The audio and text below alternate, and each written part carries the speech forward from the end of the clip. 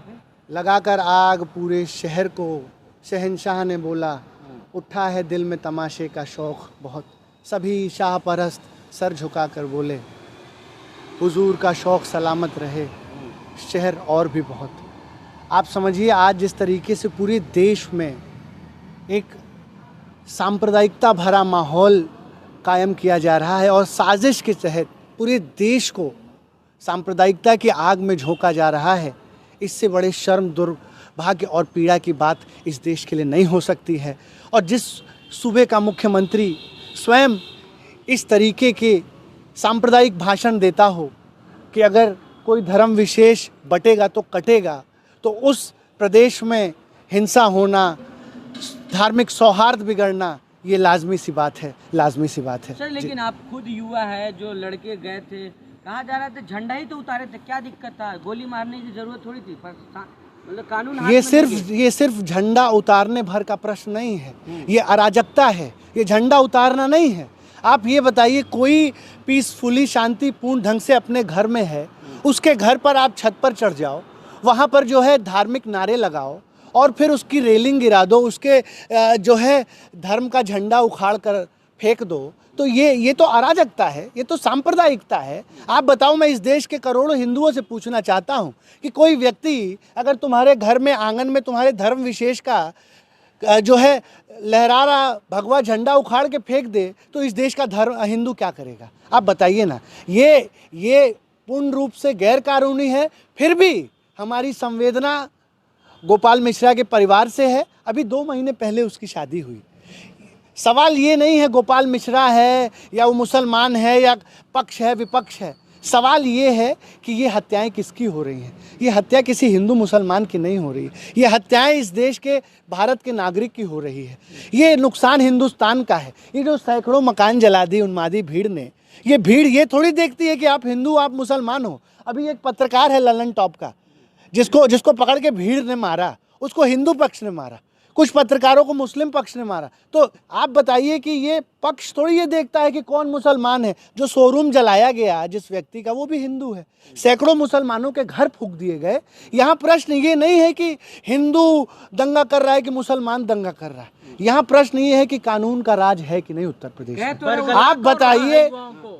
हाँ, प्रश्न ये है कि बरगला कौन रहा है युवाओं को? आज इस तरीके की सांप्रदायिक राजनीति को कौन पोषित कर रहा है? जब लगाया पेड़ बबूल का, तो कैसे हो फल आम? जब आप सांप्रदायिकता भरे भाषण देते हो। अभी कुछ रोज पहले यहीं पे एक यति नरसिम्हा है, ये एक राक्षस इस तरीके की अभद्र भाषा एक धर्म विशेष के सबसे बड़े जो है प्रॉफिट मोहम्मद के लिए कहता है और उनको गाली देता है। भाजपा के नेता भरी संसद में, चलती हुई संसद में, मतलब न्याय का मंदिर कहते हैं, कानून का मंदिर संसद है, उस मंदिर में जहाँ कानून बनता है वहाँ मुसलमानों को गालियाँ दी जाती हैं, अभद्र भाषा बोली जाती है। साध्वी प्राची जैसे इनके सांसद कहते हैं कि चाकू का धार तेज कर लो क्योंकि एक धर्म विशेष के लोगों को काटना है। क्या कारण है भाई? कौन से लोग हैं? ये तो भाजपा के ही लोग हैं ना। ये खुद this is a state sponsored terror, ये एक स्टेट स्पॉन्सर्ड टेरर है जो भाजपा की विचारधारा द्वारा फैलाया जा रहा है। और ये विचारधारा अंग्रेजों की थी, फूट डालो राज करो, और उसी विचारधारा पर आगे चल करके भाजपा आरएसएस फूट डालती है, राज करती है। पहले ऐसी धार्मिक रैलियां निकाली जाती हैं, महंगे महंगे डीजे जो है किए जाते हैं, उस पर धर्म विशेष को उकसाने वाले, धार्मिक भावना भड़काने वाले गाने बजाए जाते हैं। 10-10 मिनट यात्राओं को मस्जिद के सामने रोका जाता है, एक धर्म को बरगलाया जाता है, उनके मुंह में उंगली डाली जाती है। और जब हिंसा होती है तो एक तरफा कार्रवाई की जाती है, फेक एनकाउंटर किया जाता है, पैर में गोली मार दिया जाता है और अपनी नाकामी छुपाई जाती है। ये जो एनकाउंटर्स हो रहे हैं उत्तर प्रदेश में, ये अपनी योगी आदित्यनाथ नाकामी छुपा रहे हैं। और योगी आदित्यनाथ जैसा नाकाम मुख्यमंत्री उत्तर प्रदेश के इतिहास में नहीं हुआ। अगर थोड़ी भी शर्म योगी आदित्यनाथ जी में बची है तो वो नैतिकता के नाम पर इस्तीफा दे दे। उनसे उत्तर प्रदेश नहीं चल पा रहा है, उत्तर प्रदेश नहीं चल पा रहा है। कह तो रहे मिट्टी मिला दे, इनकाउंटर तो हुआ है ना, नहीं तो मिट्टी में अगर अपराधियों को मिलाना है तो फास्ट ट्रैक कोर्ट बनाइए। उत्तर प्रदेश में करोड़ों मामले लंबित हैं, आज न्याय कहाँ मिल रहा है? लोग न्याय मिलते मिलते लोग मर जा रहे हैं, लेकिन लोगों को न्याय नहीं मिल रहा है। अगर योगी आदित्यनाथ को न्याय देना है तो उत्तर प्रदेश में जो है फास्ट ट्रैक कोर्ट बनवाएं। न्याय किसी का घर, पुश्तैनी घर बुलडोजर से गिरा देने से नहीं होता है। और माननीय सर्वोच्च न्यायालय ने अभी कुछ दिन पहले कहा है कि आरोपी अगर आरोप तय भी हो गए हैं तो आप किसी का घर नहीं गिरा सकते हैं। किसी का घर उसका इंडिविजुअल प्रॉपर्टी नहीं है, वो पुश्तैनी प्रॉपर्टी है। दादा दोनों तरफ के गिरा, हिंदुओं के भी तो गिराए जा रहे हैं ना घर गिराने से अपराध रुक जाएगा? तो पूरे देश में घर गिरा दो, हर जगह अपराध हो रहा है, पूरी दुनिया में अपराध हो रहा है, तो लोग बिल्डिंग और घर गिरा दे रहे हैं। घर गिराना असंवैधानिक है और अपनी नाकामी छुपाना है। ये कमजोर आदमी हिंसा करता है, कमजोर आदमी किसी का घर दे। तो दंगाई में और सरकार में क्या फर्क है? नहीं, सुनिए, दंगाई और सरकार में क्या फर्क है? दंगाई भी घर जला रहे हैं, किसी का घर गिरा रहे हैं, आप भी बुलडोजर से घर गिरा दो, आप भी जो है सड़कों पर दौड़ा करके गोली मार दो। तो आप में और दंगाई में क्या फर्क है? आज कानून का राज रह गया है। जो दूसरा पक्ष है मुसलमान, उसकी बहन कहती है कि हमारे परिवार के लोगों को एक रोज़ पहले उठाया गया और अगले दिन नेपाल के बॉर्डर पर मार दिया गया।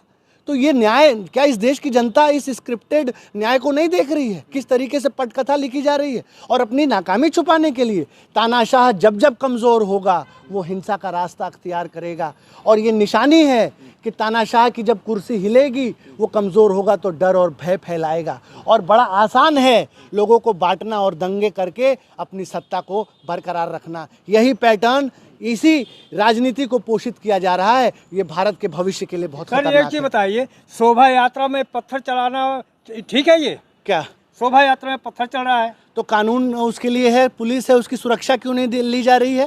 शोभा यात्राओं में आप ये बजाय भाजपा की यात्रा निकलती है तो छावनी में तब्दील कर दिया जाता है। मुख्यमंत्री जो हैं उत्तर प्रदेश के योगी आदित्यनाथ हर साल मंदिर से यात्रा निकालते हैं, जुलूस निकालते हैं, और उस जुलूस में पूरा पुलिस प्रोटेक्शन रहता है। तो इस देश का क्या आम नागरिक जो है वो इस देश का नागरिक नहीं है? सारी सुरक्षा आप नेताओं को देंगे। आप अगर यात्रा निकाल रहे हैं तो आप पुलिस को लिखित में देते हैं कि हम ये यात्रा निकाल रहे हैं, और पुलिस आपको सुरक्षा प्रदान करती है और पुलिस साथ साथ चलती है। कहाँ थी उस समय पुलिस जब मस्जिद के सामने नारे लगाए जा रहे थे, जब जो है गाना बजाया जा रहा था, जब वो लड़का ऊपर चढ़ गया उसकी छत पर? क्यों वो लड़का उस पर छत पर चढ़ गया? आप समझिए, ये इस तरीके से कहने से काम नहीं चलेगा। डीजे बजाना दंगाई का धर्म नहीं होता है। डीजे बजाना गुनाह है। हाँ, गुनाह है। इस तरीके के भड़काऊ डीजे बजाना जिससे कि आग लग जाए, हिंसा हो जाए, वो गुनाह है। भजन बज रहा और सुनिए, उत्तर प्रदेश पे डीजे पे बैन है। यही योगी आदित्यनाथ सरकार ने डीजे पर बैन लगाया है। तो वो कौन से लोग हैं भाई जिसने इजाज़त दे दी? क्यों इजाज़त दे दी भाई? किसी धार्मिक रैलियों में क्यों आप किसी धर्म विशेष को भड़काने वाले गाने बजाएंगे? बजाइए ना माता जी के गीत, बजाइए ना अपने धर्म विशेष के गीत। किस माता जी के गीत में जो है सौहार्द खराब करने वाली बात छिपी हुई है? कौन से राम जी के किस ग्रंथ में, किस रामायण में, किस गीता में ये बात लिखी हुई है कि किसी धर्म के लोगों को जय श्री राम बोल के मार दो? कहीं पे चढ़ जाओ किसी मस्जिद पे और जय श्री राम करो? अरे शांतिपूर्ण, आप सब आज़ाद हैं, ये देश आज़ाद है, संविधान से चलता है, सभी को अपनी धार्मिक रैलियां निकालने की आज़ादी है। आप उसको निकालिए सौहार्दपूर्वक।